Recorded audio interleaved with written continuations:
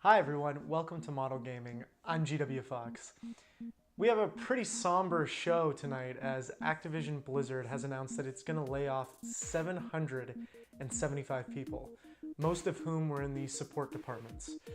This is just awful news, and I'm truly sorry for anyone who has to go through something like this. The video game industry is particularly vicious, especially when it comes to AAA studios and publishers.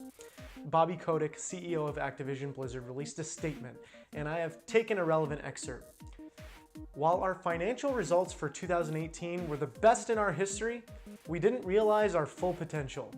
To help us reach our full potential, we have made a number of important leadership changes. That certainly seems like a contradiction, right? They just had their best year ever, but now they have to fire 8% of their workforce? How does that make any sense?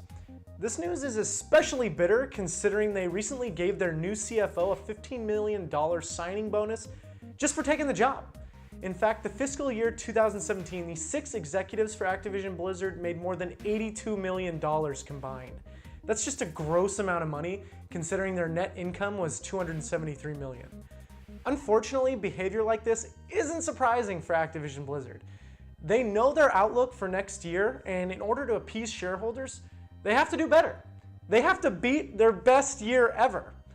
Blizzard isn't releasing a new game next year, and the easiest way to save money in the short term is to fire people.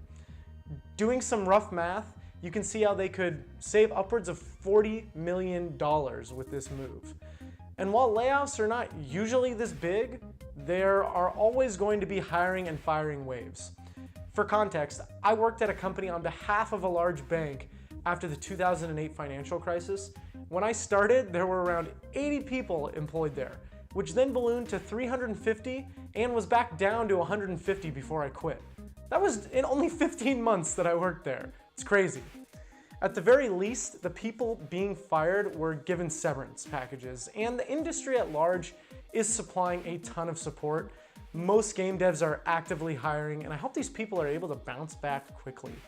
There's never going to be an easy answer to anything like this. Many people are calling for the video game industry to unionize, and I can't say that's a bad idea, but maybe this is the event that gets those talks started.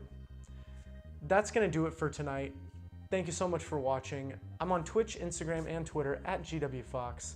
That's GWFawkes. Also this Friday, continuing a stream of Overcooked.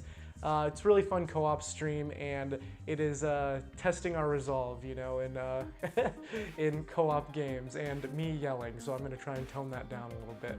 But in case I don't see you, good afternoon, good evening, and good night.